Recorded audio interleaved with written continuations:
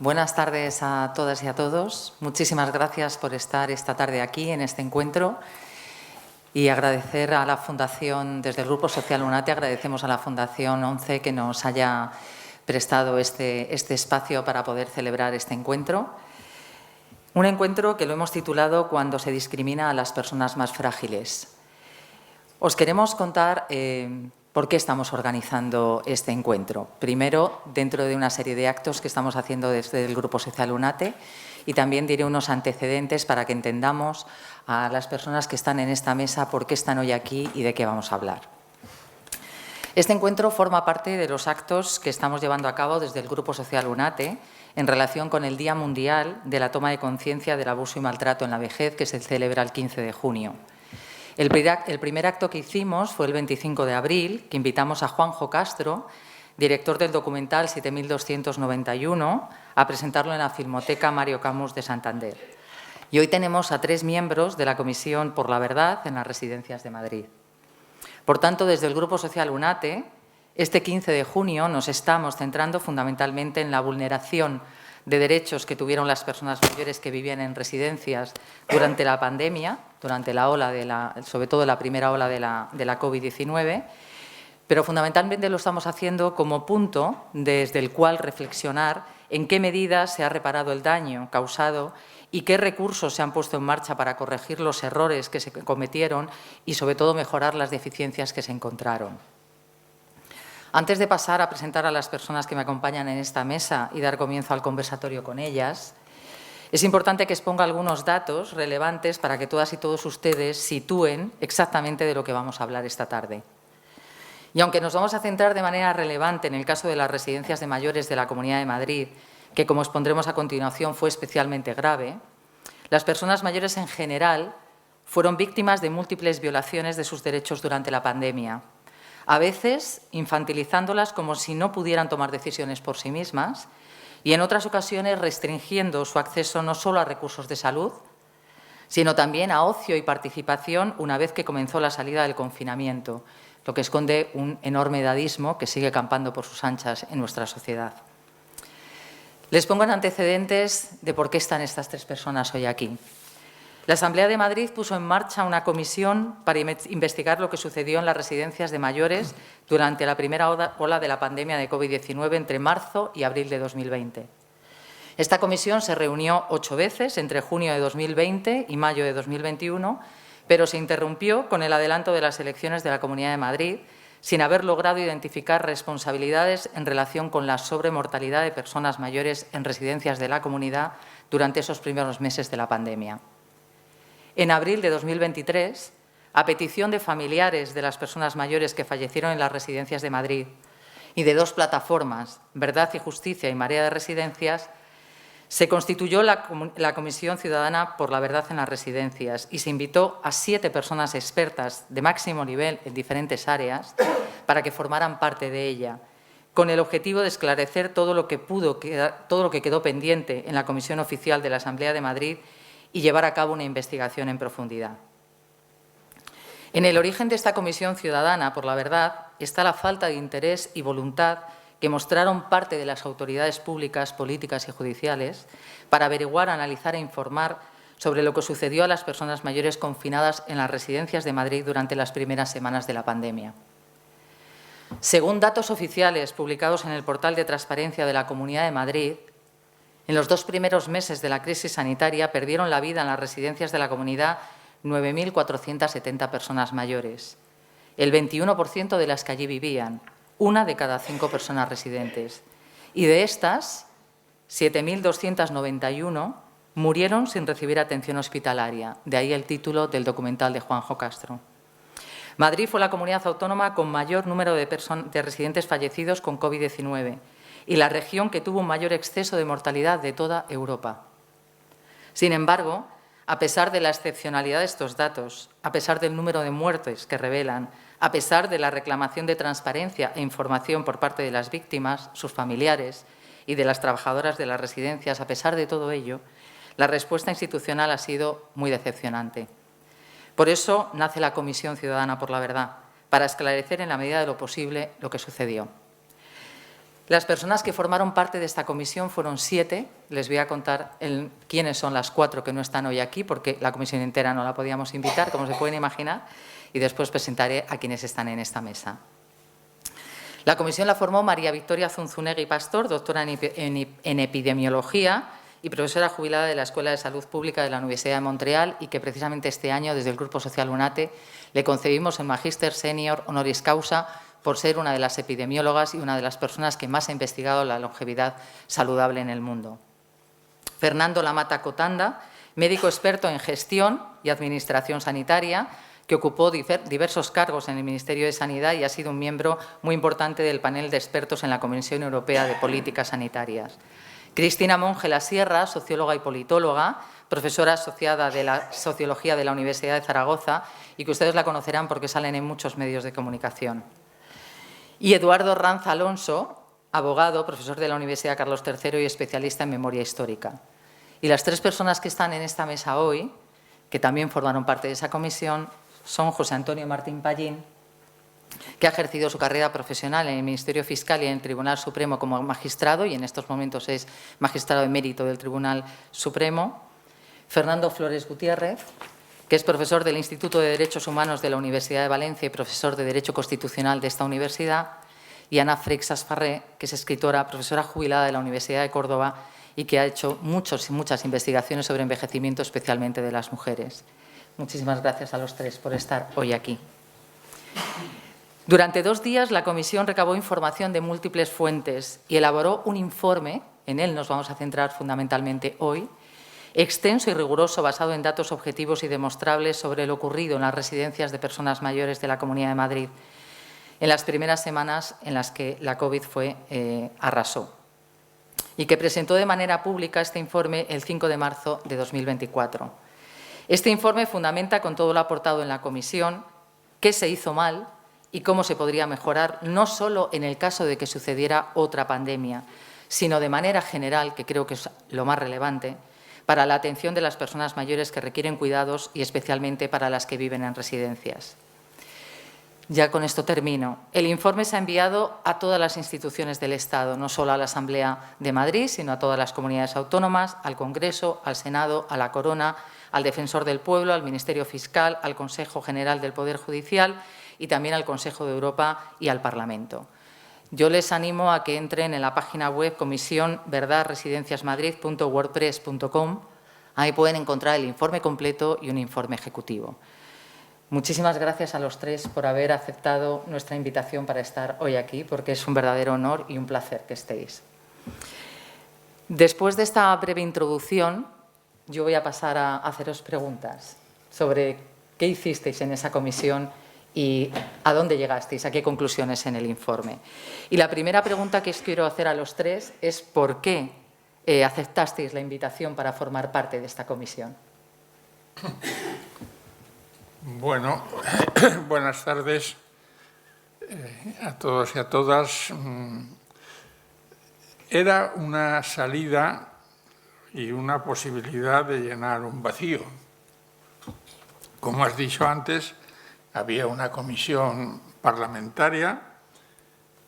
Cada uno puede tener una interpretación de lo que pasó en la comisión, pero hay un dato cronológico indiscutible y que pasa porque en el momento en que empezaban a ser llamadas los familiares y las personas afectadas, trabajadores y trabajadoras de residencias, la cosa podía empezar a complicarse. Ya se había complicado con la posición de Alberto Reyero, y bueno, pues cosas de la demoscopia, debían tener buenos informes sobre las posibilidades electorales y se produce algo que, bueno, que podría llevarnos o a mí a la depresión, pero no estoy dispuesto, y que es que saca mayoría absoluta esta señora. Las familias inician una lucha judicial con 2 objetivos: el de considerar que lo que había pasado era un homicidio imprudente y otro el de omisión del deber de socorro.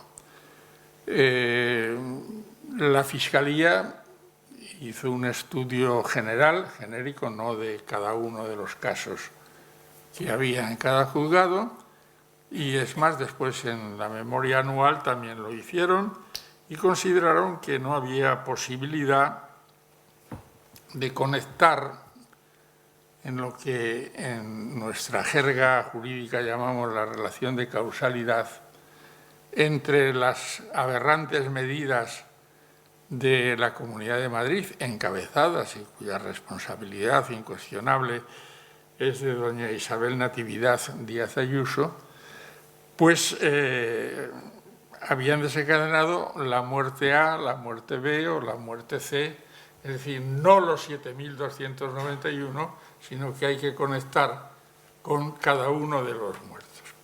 Esto, en fin, reconozco que podría tener alguna dificultad.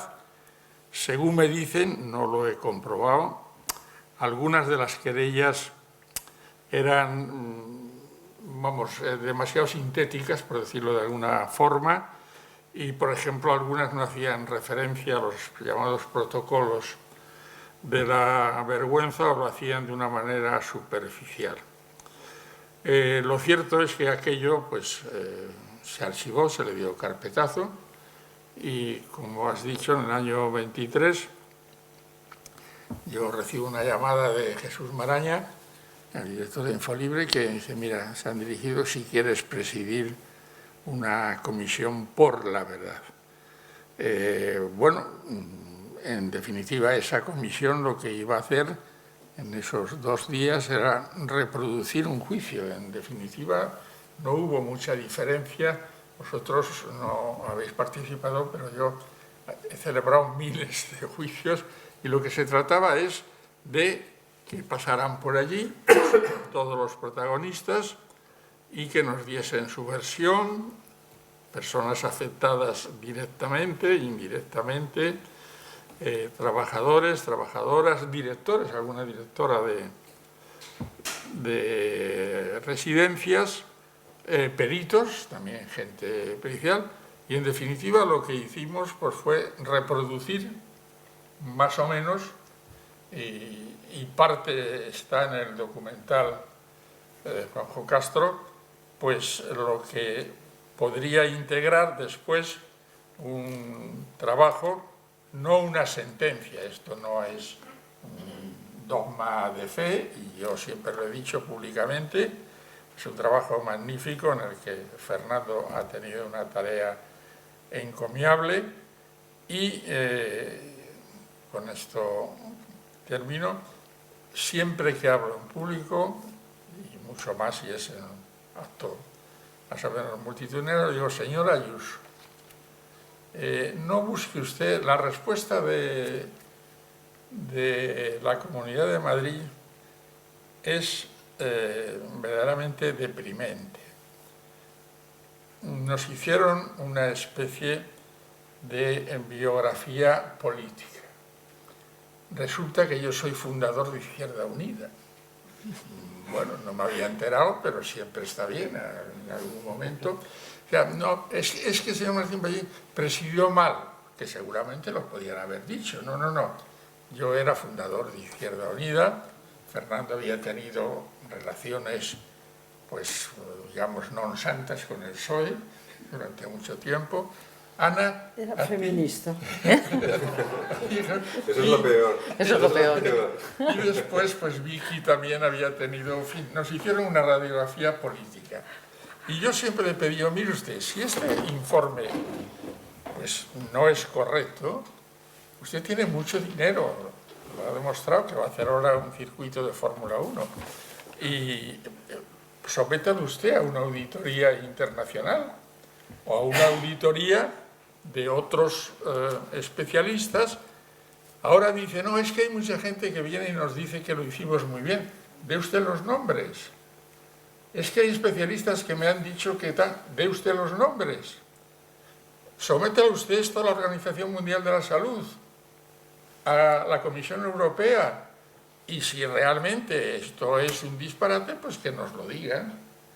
porque yo ya no estoy en condiciones de dialogar más vamos, no la señora en particular, sino todo el grupo, que se limita pues a la descalificación personal. Esto terminó, repito, con este informe, en donde han tenido pues un gran protagonismo todas las personas que has citado, Fernando, y que ellos, bueno, pues ahora que den su opinión sobre este tema que les preguntabas. Fernando, Ana, ¿por qué quisisteis formar parte de esta comisión? Bueno, buenas tardes a todos, buenas tardes a todas. Muchísimas gracias a Mónica por invitarnos al Grupo Social UNATE para hablar de este tema que efectivamente hay un momento, ha habido un momento ya después de publicarlo en que parecía que habíamos nacido para hacerlo, ¿no? O sea, yo lo hicimos, o yo participé porque me lo pidieron. Es decir, yo no fui buscando a nadie para participar en esta comisión, pero algo que se nos ha acusado, y a mí, yo soy valenciano, y en algunos actos en los que he estado me ha preguntado por qué no lo he hecho en Valencia. Y dije, bueno, en Valencia en primer lugar sí que he hecho cosas, es decir, todo lo que me han pedido los familiares de las víctimas, que están organizados a otro nivel, porque lo que sucedió en Valencia ni de lejos se parece a lo que sucedía en otros sitios. Y, por ejemplo, he estado en el Parlamento de Cataluña. En Cataluña sí que hubo una situación no tan grave como la de Madrid, pero sobre todo en el principio una situación muy grave. A mí me llamaron y yo asistí. Por lo tanto, una de las cosas que es retorcida y es falsa es que hay un interés detrás, digamos, de carácter político contra alguien. No es cierto. A mí me lo piden y digo que sí, fundamentalmente por dos cosas. Una es porque yo soy miembro del Instituto de Derechos Humanos de la Universitat de Valencia y en los últimos años, ya llevo unos 15 años, trabajo el tema de los derechos de las personas mayores. Trabajo el tema del edadismo desde la perspectiva jurídica, es decir, el contexto cultural que lleva a la discriminación de las personas mayores. Bueno, me dedico a eso. Cuando me dicen, ¿te interesaría o querrías participar en esto? Bueno, pues claro, porque tiene que ver con aquello a lo que me dedico. Y después porque formo parte de la universidad pública. Y tengo absolutamente claro que la universidad pública tiene la obligación de participar y de poner las cosas que sabe y de conocer además lo que la universidad pública sirve para la sociedad. Yo soy uno de los componentes, yo sé que no me pagan para esto, nadie nos ha pagado, como os podéis imaginar, para la elaboración de esto, de comisión, de lo que hemos hecho, absolutamente, ni falta que hace, ¿no? Sencillamente forma parte de nuestra obligación, o por lo menos de la mía, en el sentido de que formo parte de una universidad que tiene la obligación de devolver la inversión pública que se hace en los profesores, en nuestra formación, etcétera, etcétera, ¿no? Por lo tanto, esa es la segunda o la primera. La primera es porque me la pidieron, la segunda es porque lo estudio y soy de la universidad pública, y la tercera es porque creo en la organización. Creo firmemente que los derechos se conquistan porque se lucha por los derechos. Y admiro muchísimo la organización social cuando honestamente reivindica los derechos. Las personas que conocemos, que son las organizaciones sobre todo de mujeres, no solo, pero fundamentalmente de mujeres, familiares de las víctimas de las residencias de Madrid, son personas que, al no recibir una respuesta respetuosa por parte de las instituciones, que tienen la obligación de dar una respuesta respetuosa, sencillamente se han organizado y están buscando respuestas. Como ha dicho José Antonio, este informe no es la respuesta, lo hemos comentado antes. Este informe no se llama informe, la comisión no es la comisión de la verdad, como a veces se nos ha dicho, no, es la comisión por la verdad. Las preposiciones del idioma, para la gente que sobre todo le gusta el idioma español y el castellano y tanto lo reivindica, tienen importancia. Es una comisión, es un informe que está en busca de y que pone digamos, la información a la que ha podido acceder y la analiza porque cada uno desde nuestra perspectiva pues tenemos una cierta especialidad, ¿no? A partir de ahí, eso sí, con seriedad, con rigor y desde luego defendiéndolo, como ha dicho José Antonio. ¿Tiene usted algo que decir en contra? ¿Usted piensa que las personas que hemos estado ahí hemos tenido una intención civilina distinta de la, digamos, no legítima, por decirlo así, que es lo que intentan? Bueno, aquí estamos, es decir, invítenos, pónganos delante, elija quien sea, pague a una consultora, pague mucho dinero a una consultora. Todo lo que pague será todo lo que nosotros no hemos cobrado. Y con ellos hablaremos, discutiremos, dialogaremos y pondremos en común los datos. Y a partir de ahí sacaremos conclusiones. En último término, y lo ha comentado Mónica al principio, para mí el informe y la implicación tiene que ver con dos cuestiones que son esenciales y que tienen que ver con nuestro Estado constitucional, y es que la protección de la salud es un derecho fundamental imprescindible y, en mi opinión, y así hay una posición política e ideológica propia, solo desde la sanidad pública se podrá, digamos, proteger de una manera buena y clara. Y, en segundo lugar, el modelo de cuidados de las personas dependientes y, sobre todo, de las personas mayores es un modelo de cuidados institucionalizado, antiguo y que, sencillamente, no está a la altura de la dignidad que merecen las personas mayores. Y, precisamente, a partir de lo que hemos visto en las residencias, sobre todo en las de Madrid y en algún otro sitio, pero de una manera clarísima en las de Madrid, pues, sencillamente, podríamos aprender para ver que tenemos que transformar ese modelo social de raíz. Por eso. Gracias. Bueno, pues muchas gracias por la invitación y muchas gracias a todo el mundo que estáis aquí. Bueno, la vida está llena de como pequeñas carambolas, ¿no? Y hace unos años conocí a Vicky Zunzunegui en Buenos Aires, en unas jornadas, y nos conocimos y nos gustamos en el sentido intelectual del término. Y a partir de entonces pues empezamos a tener más conocimiento de nuestras pasiones intelectuales y profesionales. Entonces, cuando empezó a hacerse la Comisión de Verdad y Justicia, Vicky me llamaba y me tenía informada y me decía que sí, que quería que yo participara de esta comisión que se iba a hacer. Bueno, yo la verdad es que acepté con humildad, porque no me consideraba una persona experta en nada, pero sí es verdad que llevo 40 años pensando en la vejez, en las mujeres haciéndonos mayores, y por lo tanto tenía un sentido de responsabilidad respecto a algo que, como Bertolt Brecht decía en aquel poema, ¿no? Vinieron a por tal, y a este vinieron a por el otro y tal. Bueno, pues cualquier día vendrán, no nos ha pasado a nosotras o a nosotros, pero cualquier día vendrán a por nosotros, ¿no? Es decir, no nos hemos librado. Es decir, sentía pues una responsabilidad respecto a que si yo podía aportar algo, pues ahí estaba, ¿no?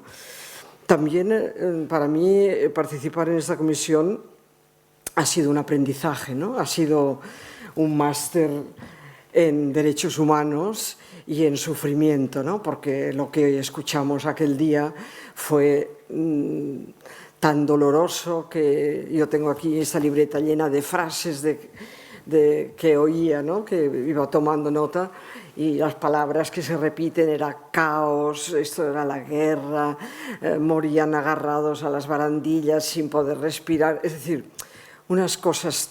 O sea, ha sido un máster para mí en derechos humanos y por tanto quería profundizar y me parece una oportunidad para que todo el mundo hagamos una reflexión sobre las diferentes formas, ¿no? de tratar la vejez, ¿no? De tratar la muerte, de tratar el derecho a vivir y morir dignamente, ¿no?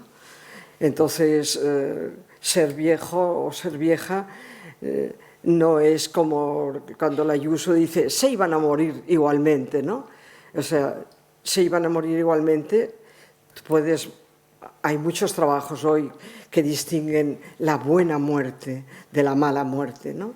Entonces yo creo que para mí todo este sentimiento de responsabilidad y de deseo de conocimiento también, porque aunque yo vivo en Barcelona, en aquel momento vivía en Córdoba, pero nos ha pasado a la humanidad esto, ¿no? A las personas que somos mayores, y te agradezco mucho que se mantenga la memoria, porque mantener la memoria es una forma de mantener la dignidad de las personas que pudieron morir muy indignamente, ¿no? Pues muchísimas gracias por vuestra sinceridad al contar por qué quisisteis formar parte de la comisión. José Antonio, tú ya lo has dicho, ¿no?, de alguna manera, que cuando has escuchado en algunos medios o entornos que esta comisión ha tenido un sesgo político, ¿qué tienes que decir al respecto? Porque ¿cuáles han sido las fuentes en las que os habéis basado para escribir este informe desde la comisión? Bueno, pues como decía antes, las fuentes han sido las personas que han desfilado. No lo he dicho antes, pero yo he sido fiscal durante 25 años. He celebrado, no se asusten, no es ningún farol, más de 4.000 juicios. Y en mi vida profesional nunca escuché algo tan impactante como, yo diría, la mayoría, vamos, de los testimonios de las personas afectadas. La verdad, ahora ha dicho Ana que tiene anotadas frases, pero hay frases verdaderamente desgarradoras. Y eso me impactó mucho. Al mismo tiempo, pues también tuvimos algunas aportaciones muy positivas, y quiero recordar la de Alberto Reyero, porque fue un ejemplo de... Y es más, no sé si lo recordáis, yo cuando terminó su declaración le dije: personas como usted dignifican a la política. No sé si todo el mundo sabe quién es Alberto Reyero. Alberto Reyero era el consejero de Asuntos Sociales que teóricamente debía formar parte, junto con el consejero de Sanidad y los mandos intermedios de Sanidad, en la adopción de medidas, de las que fuese, porque la situación era de emergencia, era grave, eso no lo vamos a discutir, no tenía ninguna culpa la Comunidad de Madrid de la COVID y la situación, pero claro, para eso están los políticos, para tomar decisiones. Y Alberto Reyero, o sea, llega un momento en que yo empiezo ya, y cada vez me confirmo más, en que ahí hubo personas que deberían mirarse al espejo a ver si encontraban su alma, porque decidieron hacer de su política una campaña de promoción y una campaña de financiación económica o de antifinanciación económica, y me explico. La promoción consistía en hacer algo que vendieron, porque claro, detrás tienen medios muy agradecidos, estómagos muy agradecidos, y entre los tres clásicos, el ABC, La Razón y El Mundo, más todo el mundo, y nunca mejor dicho, de esos digitales que no se sabe de dónde proceden, pues crearon la famosa campaña, que no sé si sería de un publicitario o de alguno de los que allí estaban, del llamado Hospital Milagro de IFEMA. Y claro, el Hospital Milagro de IFEMA, pues en cierto modo, si hablamos, si se puede hablar en proporción de ingresados y salvados, pues arroja unas cifras muy buenas, las cosas como son. Pero ¿cuál era el truco? Pues el truco, vamos, por decirlo de alguna manera un poco coloquial, pues en primer lugar no les costó prácticamente casi nada. La Comunidad de Madrid no invirtió casi nada. El local de IFEMA era del ayuntamiento, por tanto, lo que es la materialidad del local no pagaron nada. Gran parte, yo no sé si todas, las camas las donó el Corte Inglés y otras grandes almacenes. Los respiradores los donó Amancio Ortega y se llevaron, cuando todos los especialistas, yo ya casi me he hecho un especialista, decían: mire usted, vayamos a la atención primaria, empecemos por lo elemental, que la gente, en cuanto tenga el menor síntoma, vaya a la atención primaria. Y de la atención primaria ya se derivará, para eso son especialistas, hacia donde sea. Bueno, pues 1.800 médicos y enfermeras de la atención primaria fueron llevados al IFEMA para mayor gloria y esplendor de la decisión que había tomado la Comunidad de Madrid. Y después derivaron, para que hubiese de todo, a 23 personas de residencias y que se encontraban en unas condiciones de salud bastante aceptables. Desaparecen de repente, prácticamente cierran la atención primaria, se los llevan a IFEMA y se llevan a estas personas. Yo puedo, porque claro, le he dado muchas vueltas, he tenido muchas oportunidades, al hablar de los protocolos de la vergüenza, por ejemplo, el IFEMA no estaba preparado para recibir personas con falta de capacidad física para atenderse a sí mismo. Esos son los hospitales, pero IFEMA no era un hospital. IFEMA era un local con camas y respiradores. Y claro, una persona que tuviese una salud y una analítica envidiable, pues si no podía ir a los servicios, no podía comer, no podía ser atendida en IFEMA. Eso es lo único que me entra en la cabeza y lo único lógico. Pero claro, la otra alternativa era haber cogido esos 1.800 y medicalizar las residencias. Pues eso no se hizo. No se hizo en absoluto. Y cuando ya las consecuencias iban subiendo en intensidad, cosa lógica, pues tiene ante sí un dilema que tuvieron todas las comunidades, ya lo ha dicho Fernando, no solamente Madrid.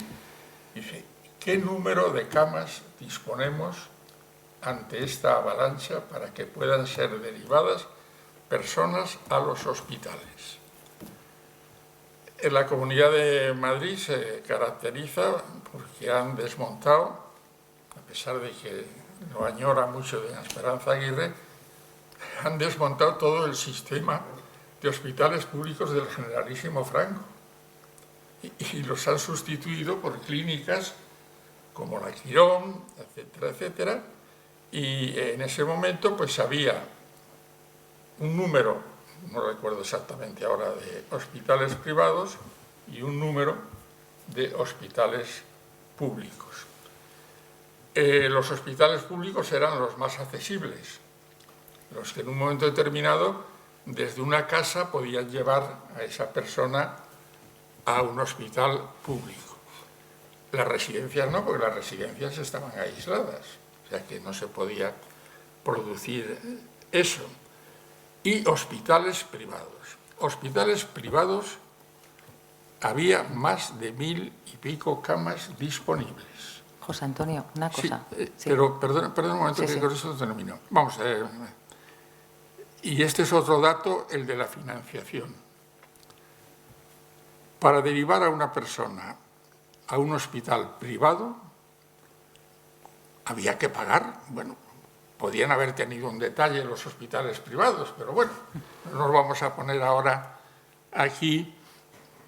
Y eran 800 euros la noche en planta hospitalaria, que como todos sabemos, porque hemos pasado por ellos, pues tienen oxigenoterapia y eran personas que, o si estaban ya en condiciones que tenían que ir a la UCI o a la UBI, 1.200 euros. Todo eso proyectado sobre el número no llega, vamos, ni con mucho a los 300 millones que se emplearon en el Hospital Central.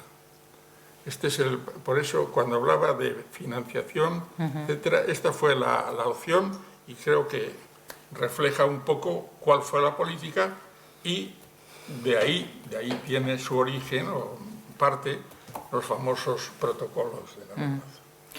Sí, Fernando, a lo mejor tú puedes ampliar un poco en qué fuentes, a quiénes preguntasteis quiénes intervinieron, de dónde sacasteis toda la información para este informe, ¿no?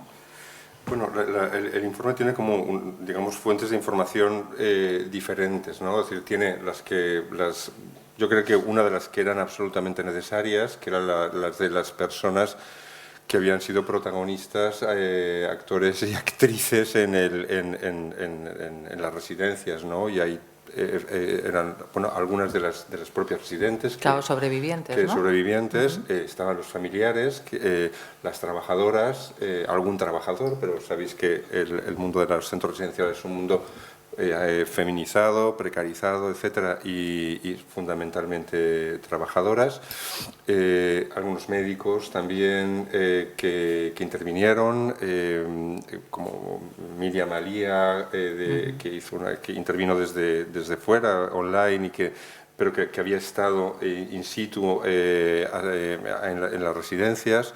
Digamos, eso por una parte, digamos, y por ahí lo que recibimos fue, bueno, pues algo que evidentemente es muy subjetivo, es decir, o había un elemento, era objetivo en la medida que te estaban contando cómo lo habían vivido, y había una parte, digamos, de información y otra parte de sentimiento, por decirlo así, de emoción, porque... Eran más testimonios, ¿no? Exacto, había mucho testimonio, ¿no? Había mucha información por las trabajadoras, sobre todo porque las trabajadoras contaron cosas muy fuertes, ¿no? Y muy fuertes que se correspondían después con una realidad, porque digamos que hemos sabido, porque al final 2 más 2 son 4, ¿no? También con los testimonios de periodistas como Manuel Rico, que es una de las personas que yo creo que más sabe y más ha estudiado, y creo que con mayor rigor, el tema de las residencias, Fernando Peinado, del País, de la Comunidad de Madrid, y después, no recuerdo el nombre, pero de la SER, creo que es Alicia, de la SER, que también trabajó el tema muy intensamente. Ellos también intervinieron. Intervino también el presidente de la Comisión Parlamentaria de la Asamblea, que ahora no recuerdo el nombre, José Antonio quizás, ¿se llama también? Sí, el presidente de la Comisión de Investigación de la Asamblea, que tuvo 8 sesiones, intervino también.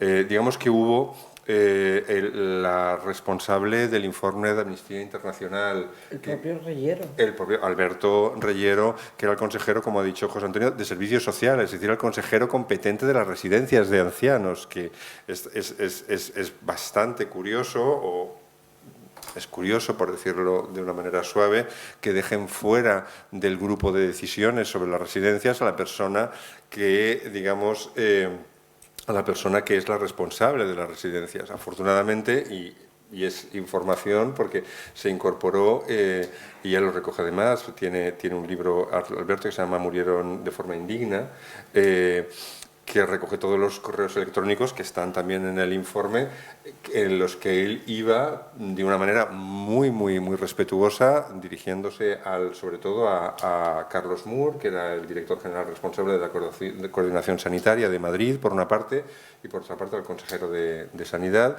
Les iba diciendo,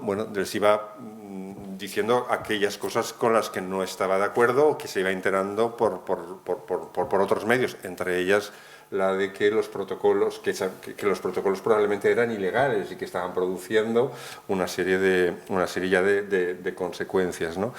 Después hemos obtenido información de investigadores que en los siguientes años, como Vicky Zunzunegui y otros, han ido trabajando y han hecho informes. Hay una información del propio Ministerio de Asuntos Sociales, que tuvo una participación muy amplia, y que es muy autocrítico, por otra parte, y que no solo habla de la Comunidad de Madrid, en la que, digamos, hace una especie de radiografía del sistema sanitario y el sistema de cuidados español, y en el que, digamos, se ve reflejado todo el problema, y de una manera, pues, digamos, con un relieve especial, pues la Comunidad de Madrid, ¿no? También, ¿no? Entonces, digamos que hemos obtenido fuente, y después, algo que es muy importante, y es que la mayor parte de los datos son de la propia Comunidad de Madrid. De la propia página web. De la propia página web de la Comunidad de Madrid, y muchos otros datos son datos que no dio la Comunidad de Madrid al principio, pero que han sido obtenidos a través del portal, uno por el portal de transparencia y dos porque, entre otros, Manuel Rico, que entonces estaba en Infolibre, pidió para hacer sus investigaciones, y llegó a ir al órgano de la Comisión de Transparencia para que liberara determinados datos. Por lo tanto, los datos son datos, por decirlo así, que tienen distintas fuentes, y en ese sentido pues yo creo que son bastante fiables, ¿no? En el sentido además que en relación con el informe no engaña, el informe pone entre comillas e identifica a la persona que dice determinadas cosas y que podrán ser por lo tanto subjetivas, pero después cita aquellos informes y cita los propios datos de la Consellería, es decir, que distinguimos, por decirlo así, se distingue la opinión de la información o la visión subjetiva de lo que te pasó con los datos que son datos objetivos, ¿no? En ese sentido yo creo que el informe por lo menos, y de hecho es una de las primeras cosas que se encuentran en el informe, es, bueno, este informe bebe de aquí, ¿no? Justo. Ana, una cosa que me parece muy importante, ¿no? El informe busca acercarse a la verdad, a los hechos. Y lo primero que hace es analizar en qué situación estructural estaban las residencias de mayores en ese momento, ¿no? ¿Cómo estaban? Especialmente, ¿cuál era la situación estructural de las residencias, no solo en Madrid, que puede ser un caso concreto, sino a nivel general? ¿Qué observasteis? Bueno, nosotros, este es un dato que me acaba de dar Fernando, por ejemplo, en el momento que ocurre la pandemia, había en ese momento 2.000 trabajadores menos y 2.500 camas menos que en 2008. O sea, en esos años se ha ido como desmantelando esto. Y luego, ¿qué información obtuvimos? Bueno, pues muchas de las informaciones eran que, claro, que esto ocurre en unas residencias que están, bueno, hay que tener en cuenta que una residencia no es un hospital, ¿eh? O sea, está claro que la gente va a una residencia y no se espera que allí le traten del corazón una taquicardia grave, es decir, la llevarán al hospital, pero con poquísimo personal, con un personal no formado, es que había gente en niveles laborales que no tenían ningún tipo de formación, han demostrado tener mucha bondad, pero ¿no? Es decir, poco personal y mucha falta de materiales, ¿no? ¿Qué dices a nivel general? Bueno, yo tengo una experiencia muy reciente de una amiga mía que ha estado en una residencia en el puerto de Santa María porque se partió la pierna y tuvo que buscar un tiempo, y contaba, ¿no?, cómo las propias cuidadoras llegaban allí a su habitación y se le llevaban material, porque ella no había usado, por ejemplo, toallitas de estas jabonadas y tal cual. Si tenía 4, se las quitaban, que eran suyas, ¿no? Es decir, porque les hacían falta o porque lo que fuera, ¿no? Es decir, la idea que transmitía la gente era que esto ocurre y demuestra que las residencias no estaban preparadas, no para esto, sino para un funcionamiento cotidiano digno. Cuando ocurren estas cosas, dices, bueno, pues ahora se van a arreglar, ¿no? Ahora es el momento que se ha visto la radiografía del desastre y ahora tal. Claro, es que había gente que contaba pues que en esas residencias, en estado normal, había que darle el desayuno a las 6 de la mañana porque tenían no sé cuántas personas para una persona que daba desayunos, y luego del desayuno tenía que a esas personas levantarlas de la cama y luego ducharlas y luego tal, y claro, tenía que darle el desayuno a las 6 de la mañana, ¿no? O sea, es decir, una situación carente de medios personales y profesionales y materiales, ¿no? Que claro, que cuando ocurre esto, claro, los pillas sin reservas, porque además se produjeron un montón de bajas entre el personal. Otra de las cosas, no se reponían cuando había una baja, y hubo residencias que más del 50% del personal estuvo de baja. Una pregunta, Fernando. El informe también establece unos hechos que se basan en datos oficiales y totalmente verificables, ¿no? ¿Qué decisiones políticas y organizativas se adoptaron en la Comunidad de Madrid para que las residencias de personas mayores pudieran hacer frente a la crisis? ¿Qué decisiones se tomaron? Sí. Las decisiones, hemos dividido en el informe como dos tipos de decisiones. Las decisiones previas, que son las que ha comentado, que son la respuesta a la pregunta anterior y que ha comentado Ana, y es que es muy importante tener en cuenta. Es decir, hay unas decisiones que se están tomando hoy. En Valencia, la semana pasada, la Consellería ha aprobado, el nuevo decreto de centros en los que aprueba la ampliación del número de residentes. Es decir, volvemos a las macroresidencias. Hay una demostración de que las macroresidencias son después mucho más difíciles de gestionar y son mucho más institucionalizadas por temas de organización, etcétera, etcétera. Por lo tanto, hay una serie de decisiones políticas que son previas y que después darán lugar a determinadas consecuencias. Esta es una que se acaba de tomar y en su momento, como ha comentado Ana, pues la decisión de reducir el número de camas, la decisión de reducir el número de facultativos, pues ya es una decisión que va a tener consecuencias en la pandemia. Después, la pandemia, y lo ha introducido antes José Antonio, las decisiones que se toman la primera es decidir que la atención, como sabéis, los centros residenciales, las residencias de personas mayores, que no son centros hospitalarios, tienen en algunos casos tienen algún médico, alguna enfermera, algunos días a la semana, dependiendo, pero en general no es así. La protección de la salud de las personas que están en las residencias corresponde a los centros de atención primaria del barrio, de la zona en la que están. La primera decisión que se toma es que se cierran los centros de atención primaria. ¿Por qué? Porque los centros de atención primaria y se absorbe el personal médico que hay allí, se absorbe por dos sitios. Uno es el IFEMA, que deciden comunicativamente y propagandísticamente, en mi opinión, convertirlo en el Hospital Milagro y lo centran como una especie de mi opinión, de autobombo. Y por otra parte, las otras personas se dirigen a otros hospitales. Buena parte, por lo tanto, de la atención primaria es una decisión política, se va al IFEMA. Otra parte de la atención primaria va a reforzar los hospitales públicos y privados también. ¿Por qué? Y de hecho, algunas de las enfermeras, sobre todo, y de médicos de las residencias, dejan las residencias porque hay una especie de absorción por un tema de dinero. La precariedad del mundo de las residencias es muy alta y entonces pagaban más en determinados hospitales. Por lo tanto, se descapitaliza. Se descapitaliza el mundo de las residencias. El Tribunal Superior de Justicia de la Comunidad de Madrid, en un momento dado, ha ordenado al Gobierno de la Comunidad de Madrid que medicalice las residencias. Es decir, lo que le dice es, mire, yo no le voy a decir cómo tienen que asistir, cómo tienen que proteger la salud de las personas mayores que están en las residencias. Lo que le digo es que las residencias tienen que tener una respuesta sanitaria. Hágalo usted como quiera, ¿no?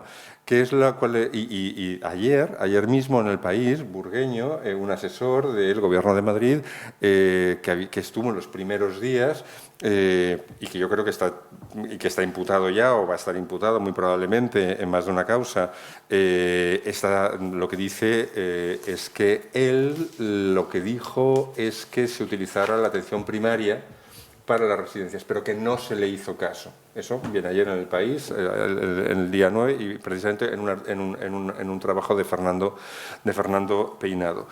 Lo que hace la Comunidad de Madrid es medicalizar las residencias en lo que ellos llaman la operación bicho, segunda decisión. La operación bicho es una cosa que, si son aficionados al mundo berlanga, pues es lo más parecido a esto, y es que la hija de este asesor, creo que se llama Encarnación Burgueño, se le encarga, sin contrato de ningún tipo, que se haga cargo del tema médico de las residencias. La muchacha, porque es una muchacha, es una chica, una señora de que no creo que deba tener 30 años, auxiliar de clínica, y que por lo tanto tampoco tiene experiencia y no tiene por qué tenerla, llega a contratar 5 ambulancias, 450 residencias en Madrid, 5 ambulancias para, digamos, no preparadas, que contrata, privadas, que traen de Andalucía, y las pone a trabajar sobre el tema. Evidentemente, ella, que sí comparece y que vale la pena, si alguien tiene interés de verdad en leer el diario de sesiones de la Asamblea de Madrid, está también,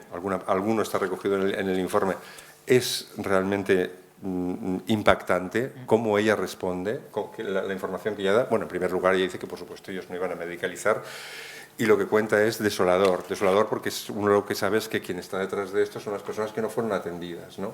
Pero a eso le llamaron medicalizar. Por lo tanto, es decir, no se medicalizó.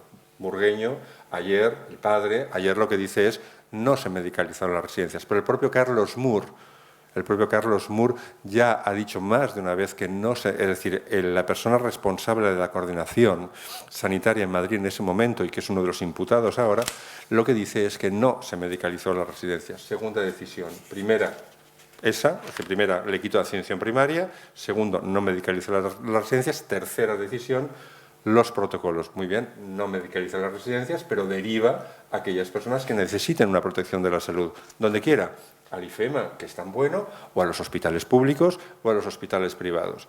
Una de las decisiones acertada que toma el Gobierno de Madrid es lo que se llamó la unidad de mando. Creo que a finales de marzo la presidenta Isabel Díaz Ayuso sale diciendo que se ha creado una unidad de mando y que en este momento Madrid es un solo hospital. Hospitales públicos y hospitales privados están al servicio de todos. Perfecto, es una buena decisión. Es una buena decisión. Todo el servicio sanitario está para todos. Sin embargo, ese servicio sanitario se cierra a los residentes que no tengan seguro privado. A los residentes de residencias que no tengan seguro privado. Por lo tanto, lo que se hace, sencillamente, la tercera decisión clave bueno, no solo te he quitado los médicos y el mundo sanitario en los que te podían atender, sino que además te cierro la puerta por fuera. Te impido salir salvo que tengas el salvoconducto del seguro privado. Y no te llevo al IFEMA, ni te llevo a los hospitales públicos, ni te llevo a los hospitales privados, ni te llevo siquiera a los famosos hospitales medicalizados que también Los hoteles, ¿no? Los hoteles medicalizados que se publicitaron. Por lo tanto, mi opinión es que fueron esas decisiones políticas las fundamentales. En el elemento protocolo, la decisión política está en que, bueno, se atribuye a unas personas, a unos geriatras que se llamaron geriatras de enlace, la decisión de la derivación o no. Digamos que desde el punto de vista teórico la cosa funcionaba en la medida, es decir, si una persona mayor estaba en una residencia y se ponía enferma, se llamaba al geriatra de enlace y se le decía, tengo aquí un señor, una señora de esta edad que necesita, que necesita un respirador o que está en estas condiciones, ¿no? Él pedía, teóricamente, ellos pedían una serie de información para ver si se adecuaba al protocolo y decían que se derivaba o no.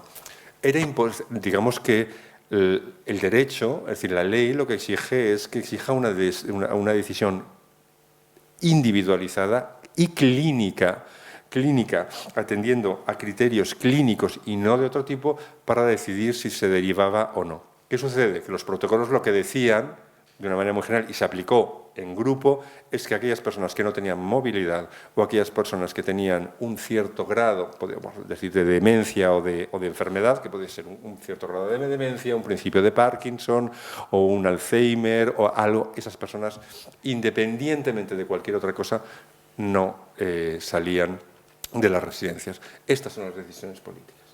Claro.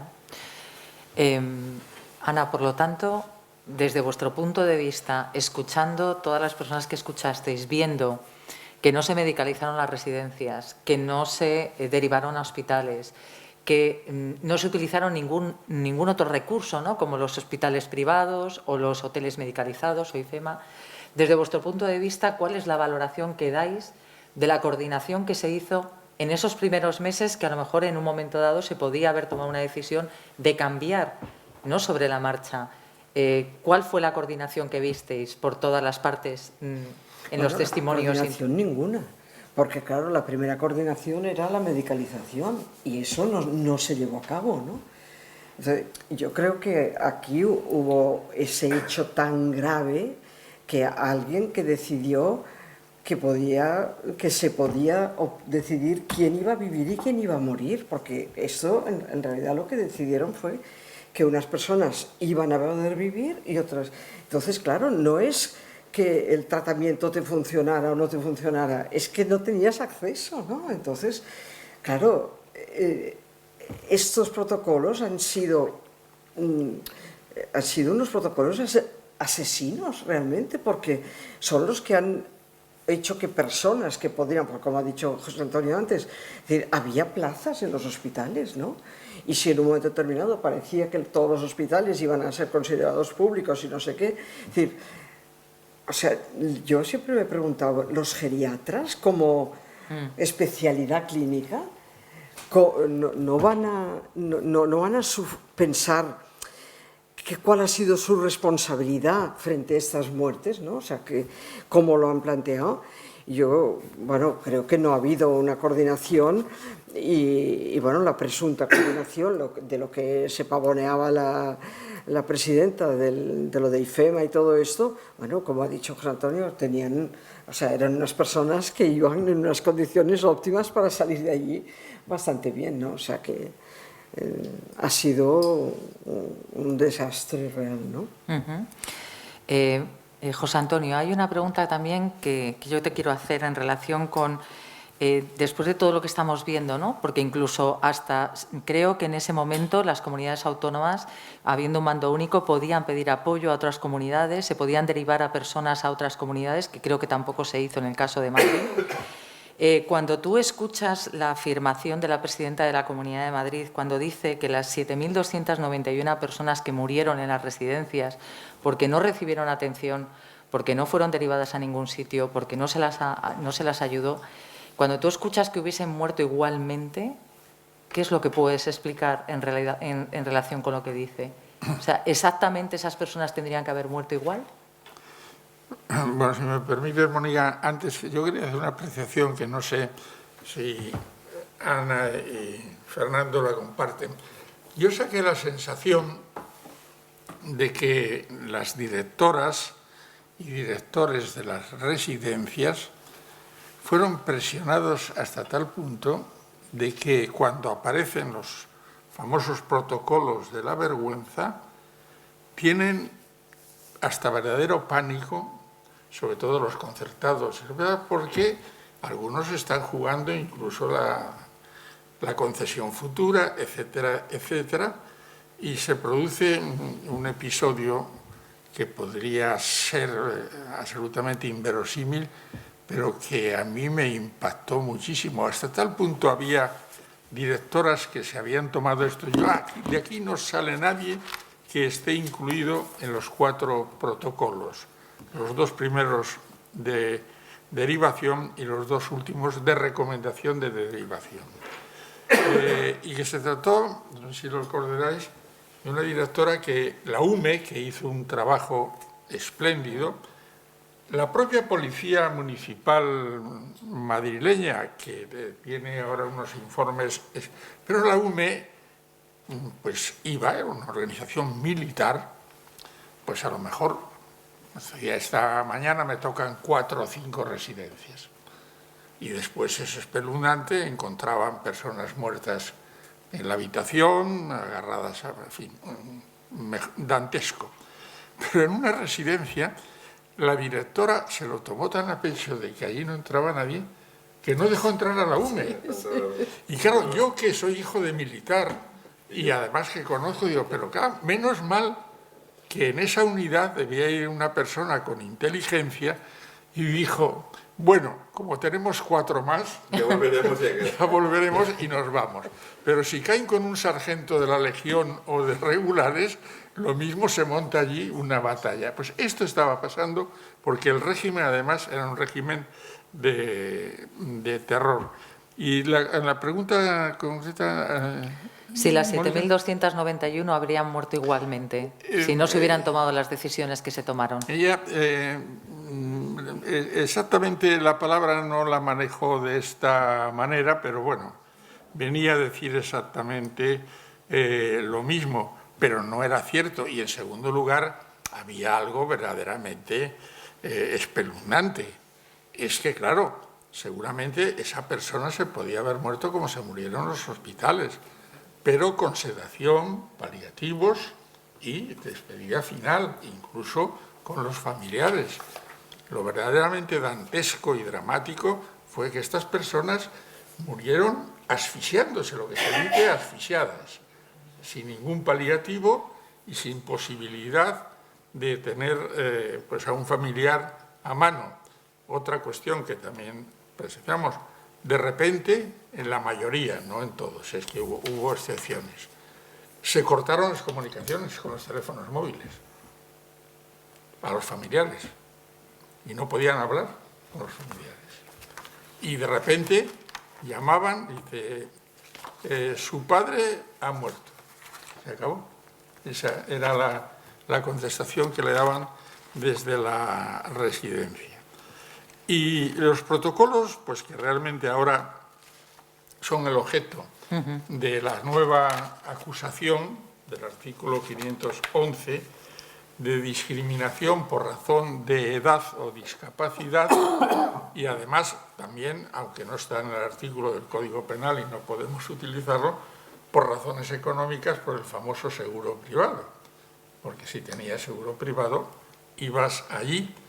Y después otro dato que también sacó y que lo manejó Fernando Lamata y que fue de mucho impacto, facilitado por la Comunidad de Madrid, de aquellos que fueron derivados y que según Isabel Natividad iban a morir de todas maneras, se salvó el 65, ¿no? había, el 65 aparece sí, en el informe. Había cifra, por ejemplo, Ramón y Cajal dio el 70 y otros dieron un poco menos, pero vamos, sacamos más o menos la media y eso proyectado sobre los 7.291, pues daban 4.000 personas más o menos que se podían haber salvado.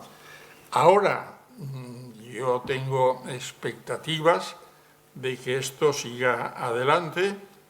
El consejo que le doy cuando habla alguno conmigo, con Javier Cordón, que es con el que más estoy en contacto, que no se precipiten en subir hacia arriba, porque si suben, esto se va al Tribunal Superior de Justicia y en el caso de Isabel Natividad al Tribunal Supremo.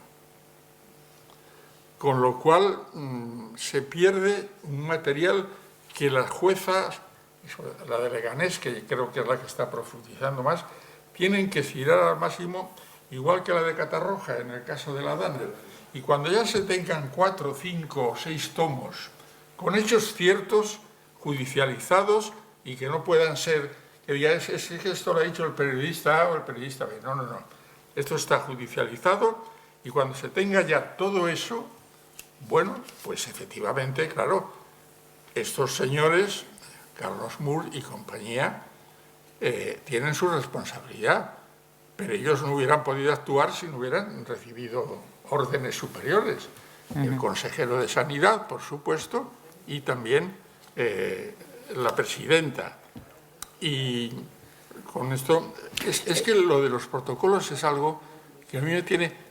Y yo soy muy futbolero y deportista. Entonces imagínense una persona que por un accidente está en una silla de ruedas, pero que, bueno, pues puede comer, puede moverse por la residencia, ve la televisión.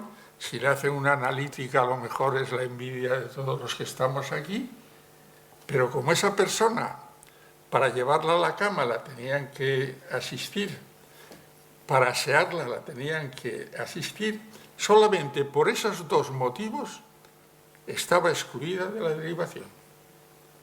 Y en materia cognitiva, que es el otro índice, el índice de Bartes es el físico, y en el otro pues puede haber personas perfectamente con problemas cognitivos, pero con una salud de hierro. y esas tampoco podían ser Derivadas. derivadas. Claro, y yo me, perdona, ¿eh? Sí. Y yo me pregunto, un chico de 32 años, paralítico, tal, está en un hospital o está en una residencia y lo llevarían al hospital, ¿no? Es decir, que además había un componente de edad, había un componente de discriminación por edad, porque probablemente... Y luego también veo otro tema que muchas veces pienso yo estos días, ¿no? Digo, si las personas tenemos derecho a una seguridad social, ¿no? Esto es un derecho básico, resulta que este derecho es el que no tenías.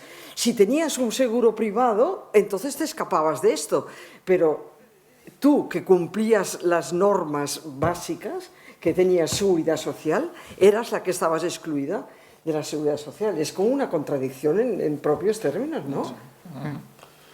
Como va quedando poco tiempo, quería preguntarte una cosa, Fernando. Después de todo lo que habéis analizado, ¿qué derechos son los que verdaderamente se vulneraron ante las decisiones políticas que se tomaron en ese momento y qué consecuencias tuvo? Ya sabemos, evidentemente, las consecuencias de las muertes, pero ¿qué consecuencias más tuvo la vulneración de los derechos? Bueno, para mí el derecho, que es el origen de todo lo demás, es el derecho a no sufrir discriminación. Es decir, la Constitución española dice que todos somos iguales ante la ley y que no podemos sufrir discriminación basada en determinados factores. Entre ellos está el factor de la discapacidad o el de la edad o el tema de la enfermedad, ¿no?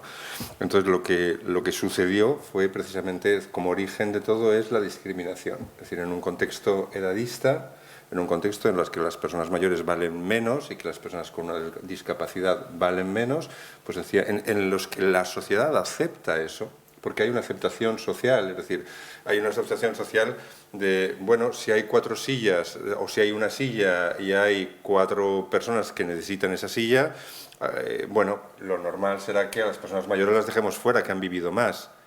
Es que han vivido más, pero han vivido muchísimo peor. Y el joven ha vivido mucho menos, pero ha vivido mucho mejor que el mayor, que a lo mejor está viviendo la mejor. Es decir, no puedes discriminar a una persona mayor por el hecho de ser mayor, por ese criterio que es el criterio bastante extendido, cultural, de cómo has vivido más, como ya has tenido tu oportunidad, ¿no? No, miren, no van por ahí los tiros, ¿no? Es decir, si hay una silla y hay 4 personas, la discapacitada y la persona mayor tienen el mismo derecho a la silla. El criterio para que no tengan la silla tiene que ser un criterio de si tienen más posibilidad de morir en ese momento. Es decir, en el tema de esperanza de vida, no hablando de esperanza de vida en los próximos años. No, el mayor tiene menor esperanza de vida. No. El menor puede atropellarle un camión o puede tener un cáncer esta tarde y morir el mes que viene.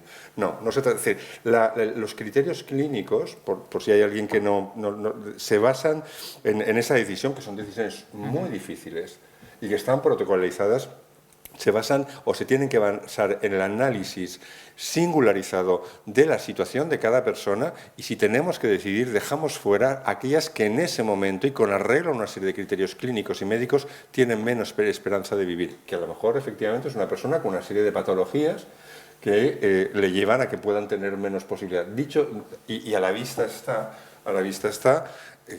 por lo menos eso es lo que nosotros deducimos de la información que hemos tenido, en que se discriminó a las personas por falta de movilidad y porque tenían algún indicio de enfermedad, e indirectamente, como eran las de residencias, por vivir en una residencia. Por vivir en una residencia, por ser personas mayores. Eso tuvo consecuencias, claro, en el derecho a la vida, en la protección del derecho a la vida. Lo que no sabemos, lo que es difícil es establecer una relación de causalidad entre la decisión y la muerte. ¿Por qué? Porque hubo personas que fueron derivadas y que murieron, y hubo personas que no fueron derivadas y que vivieron. Lo que sí sabemos es que de las que se derivaron, el 60% vivieron. Por lo tanto, aunque no puedes decir individualmente qué persona de las que murió y no derivada murió por eso, sí que podemos decir con carácter general que hubo un número de personas que podían haberse salvado. Después está el derecho a la protección de la salud. Es decir, la Constitución española establece el derecho no a que tengas salud, y tampoco el derecho a que estés vivo, pero sí a proteger tu vida y sí a proteger tu salud, ¿no? Y a las personas no se les protegió digamos, el derecho que tenían a que se les protegiera a la salud no se les hizo efectivo, sencillamente porque se les discriminó por razón de edad. Y después, dos cosas más. Uno, hubo a lo largo de toda la pandemia una vulneración mucho más intensa de la intimidad familiar de las personas mayores en las residencias. Es decir, la falta de información que hubo y que tuvo lugar, que tuvo, digamos, internamente, pero después de las personas que estaban allí con su familia, fue demencial.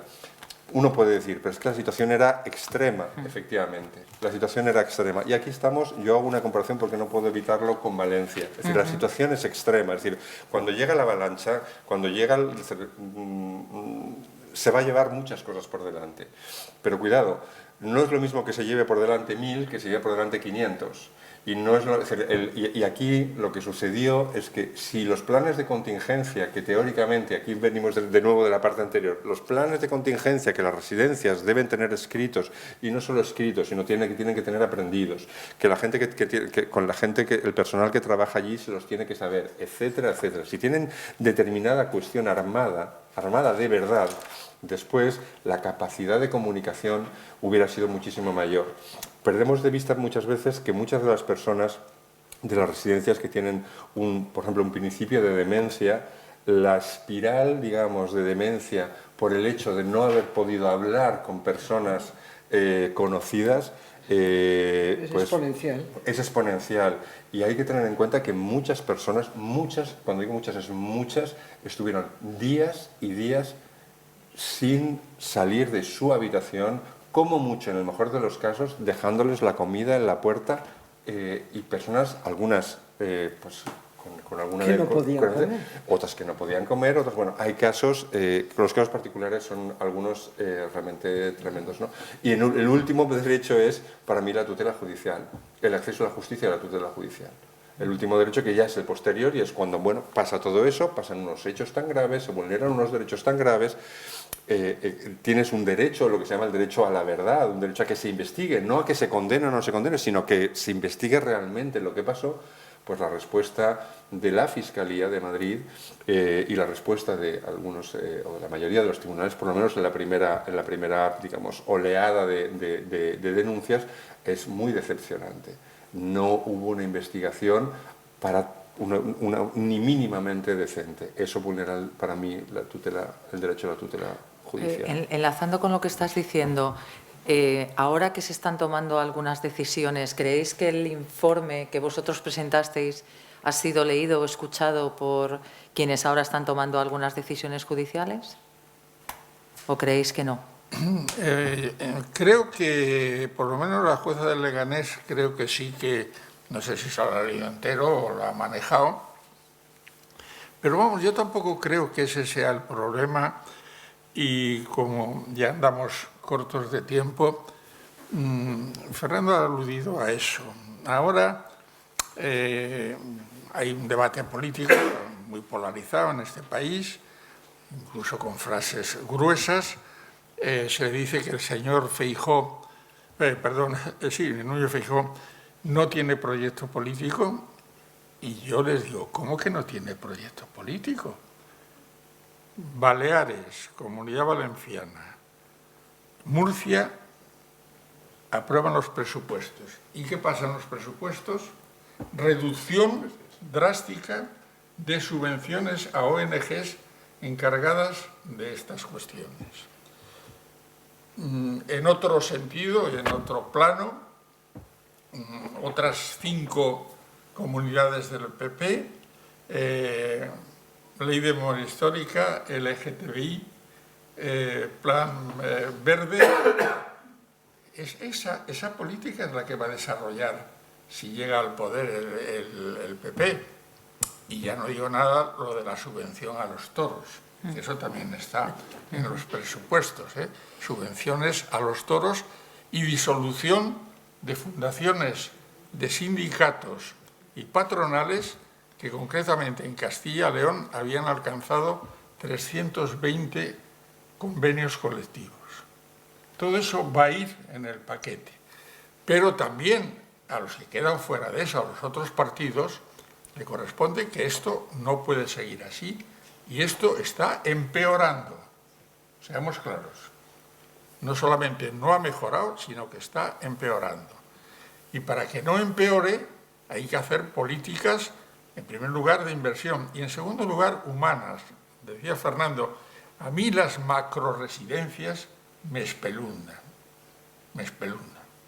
Mire usted, está diseñado por todos los especialistas en esta materia, yo no lo soy, cuál sería la residencia ideal, su ubicación, su proporción de internos, la necesidad de enfermeras, asistentes, todo eso está estudiado por los especialistas. Y todo eso no se está cumpliendo. Y además no hay ningún proyecto y ningún partido que salga a pedirnos el voto para que eso se haga.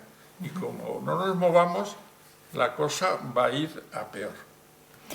Para terminar, Ana, una pregunta que te quería hacer es, bueno, una de las cosas que aparece precisamente en el informe, ¿no?, como una de las necesidades es precisamente meter mucho más presupuesto, ¿no?, y más cabeza a la gestión de los cuidados de larga duración y de las residencias. ¿Alguna otra conclusión importante que puedas decir del informe que pueda afectar de una manera más general a la atención de las personas mayores? Bueno, yo creo que lo que ha estado diciendo José Antonio es la verdad, ¿no? Es decir, no, o sea, por ejemplo, el tema del tamaño, ¿no? No puede, es decir, las residencias no pueden, primero, no pueden ser un negocio. No puede ser, porque todo negocio implica un beneficio. Y entonces quiere decir que si yo tengo que ganar dinero contigo, pues te voy a dar menos yogures, te voy a dar menos pañales y te voy a dificultar la vida. Quiero decirte, eso es evidente. O sea que, primero, no puede ser un negocio. Ahora se está moviendo mucho lo de la desinstitucionalización, ¿no? Es la palabra más complicada del universo. Pero bueno, es decir, o sea, no puede haber ese tamaño, la atención debe ser individualizada. No, las personas mayores somos diferentes, no somos todas iguales. Entonces, y luego, sobre todo, estas mejoras tienen que ir personal más especializado, más formado, con mejores condiciones laborales, porque claro, o sea, queremos que a las personas mayores se les hable, pero ¿cómo van a hablar las pobres mujeres que tienen que hacer 25 cosas a la vez? O sea que, es decir, la atención requiere inversión en personal y en personal que viva en buenas condiciones, ¿no? Te quería hacer he encontrado aquí una frase de unas... ¿Os acordáis que hablaron una mujer que había estado ingresada por un accidente, que estuvo en la residencia en la pandemia, que es su hija y en una residencia donde estaba el marido con Alzheimer, ¿no?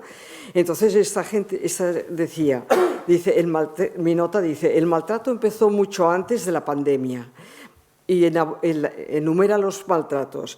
No los levantaban antes de la pandemia, estaban muchas horas encamados, permanecían orinados horas y horas, la comida pésima, 4 euros al día por residente, 4 euros de la alimentación del día, estaban sucios, recibían agresiones de otros residentes, es decir, y esto una mujer que estuvo allí y lo explicaba porque lo había vivido, ¿no? Entonces, realmente, y sobre todo, yo creo que los cambios que tienen que haber,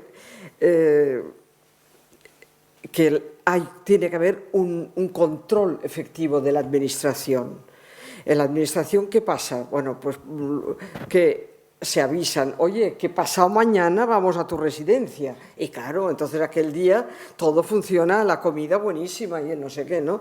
Entonces, es decir, un control por parte de la administración, el personal con mejora y respeto a las diferencias y un acceso al control por parte de las familias, porque las familias, gran parte de lo que está pasando es porque, por ejemplo, a la hora de la comida no les dejan entrar ahí para que no vean la salchicha retorcida, que es lo que van a comer ese día, ¿no? Con una gota de puré de patata, ¿no? Entonces sí, hay que hacer un replanteamiento, como dice él. O sea, yo siempre digo, esto o nos lo planteamos y lo reivindicamos, o esto no va a venir nadie a solucionarlo fácilmente. Esto nos afecta a todos, ahora o dentro de... Es decir, a los que incluso tienen 10 años, ¿no? Es decir, eso nos afecta a todos, todo lo que afecta a la vejez nos afecta a todos. Entonces, yo creo que en este sentido, uno de los problemas que tenemos los viejos es que no nos organizamos, no participamos, no nos planteamos que somos una fuerza muy importante, porque somos muchos votos, y que para eso tenemos que salir de la zona de confort, de yo, mi nietecito y mi no sé qué. Es decir, hay que implicarse y participar para transformar la sociedad, porque si no la transformamos, es decir, esto se puede repetir pasado mañana porque no ha mejorado nada. Es decir, lo que preguntan ahora, ¿qué ha mejorado? Pues no ha mejorado nada. También quiero romper una lanza en favor de quienes trabajan bien. Es decir, hay algunas residencias que trabajan muy bien, hay movimientos que están haciendo un trabajo muy bueno en muchos lugares de España, pero el grueso, el de los pobres, sigue siendo fatal, ¿no? Es decir, de las poblaciones que pueden ser discriminadas son las que son discriminadas, ¿no? Es decir, cuando en realidad deberíamos justamente pensar en que los más vulnerables, los que menos se pueden defender, son a los que más habría que proteger, ¿no? Bueno, ya estamos llegando al final, no da tiempo a mucho más. Yo sí quería leeros la frase final, una de las que tenéis en el informe ejecutivo, que dice: su finalidad, la del informe, es conocer la verdad de lo sucedido, premisa inexorable para obtener justicia y un cambio sustancial en el modelo de residencias, contribuir a poner las bases para alcanzar la reparación por el daño ocasionado si hubo responsabilidades en el mismo, y siempre tratar de que no se repita aquella parte de la tragedia que pudo ser evitada. Con todo ello, este documento quiere honrar la memoria de quienes fallecieron en las residencias e impedir que queden en el olvido. También quiere ser un sincero agradecimiento a los trabajadores y trabajadoras, a los familiares, por el tesón y la dignidad con los que luchan por sus derechos, porque su lucha nos beneficia y nos defiende a todos y todas. Yo quería deciros que desde el Grupo Social UNATE consideramos que este informe realizado por 7 profesionales que han puesto su tiempo y sus conocimientos al servicio, no solo de las personas que convocaron la comisión, sino de toda la sociedad, parte de una exigencia profundamente democrática, que es el derecho a la verdad y la exigencia de responsabilidades, que a veces nos olvidamos de que las responsabilidades las tienen quienes las tienen, ¿no? Especialmente cuando se discrimina a personas que se encuentran en situación de vulnerabilidad y tendrían que ser protegidas por los poderes públicos. Si esto no se cumple, en realidad la democracia hace aguas. En nombre del Grupo Social UNATE, os agradezco vuestra presencia en este encuentro y os doy las gracias por haber formado parte de la comisión y por el informe tan preciso y riguroso que habéis elaborado, porque con ello tenemos argumentos sólidos para defender los derechos de las personas mayores, de todos y de todas nosotras, que o ya lo somos o lo seremos algún día, porque vivimos en sociedades cada vez más longevas. Creo que verdaderamente os agradecemos muchísimo que hicisteis un trabajo generoso y voluntario. Hoy estáis aquí también de la misma manera y creo que nos da datos a todo el mundo para poder defender los derechos de todas y de todos nosotros. Así que muchísimas gracias por haber estado aquí.